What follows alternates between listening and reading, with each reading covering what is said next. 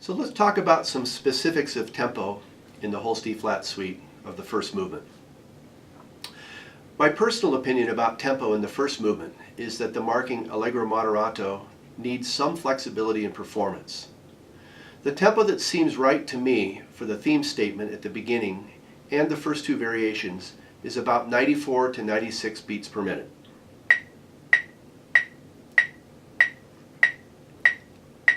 This makes the opening chaconne theme playable by the tubas and euphoniums while giving ample time for the harmonic suspensions and non-harmonic tones to unfold in measures 9 through 23. But the tempo that feels right beginning at variation 3 at letter A needs to be faster than that, perhaps about 102 to 104 beats per minute.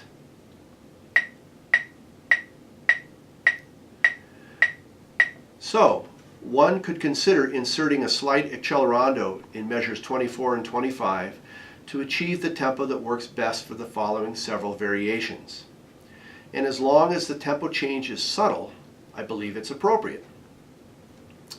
I also like a slight elongation of measure 73 with no break between the half note and quarter note, and a slightly slower tempo to draw subtle attention to the darker quality of the music and the inversion of the chaconne theme that follows. This slower tempo also reinforces Holst's marking of pesante at letter D, as well as the plodding character of the duple feel in the bass line.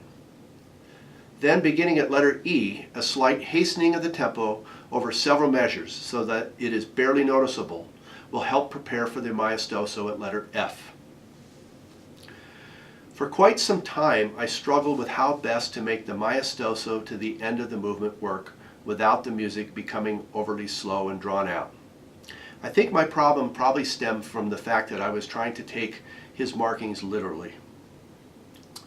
So as I was looking for an answer, I came across a recording that Frederick Fennell did with the United States Marine Band, and that provided my answer. In this recording, Fennell pulled back the tempo at the maestoso, as one might expect, then inserted a slight accelerando in measures 121 through 122, back to the tempo prior to the maestoso. And finally, he delayed the beginning of the ritardando for several measures, with the greatest slowing taking place in measures 130 and 131. This editing of tempo preserves the broadening effect that I imagine Holst had in mind without the music becoming labored.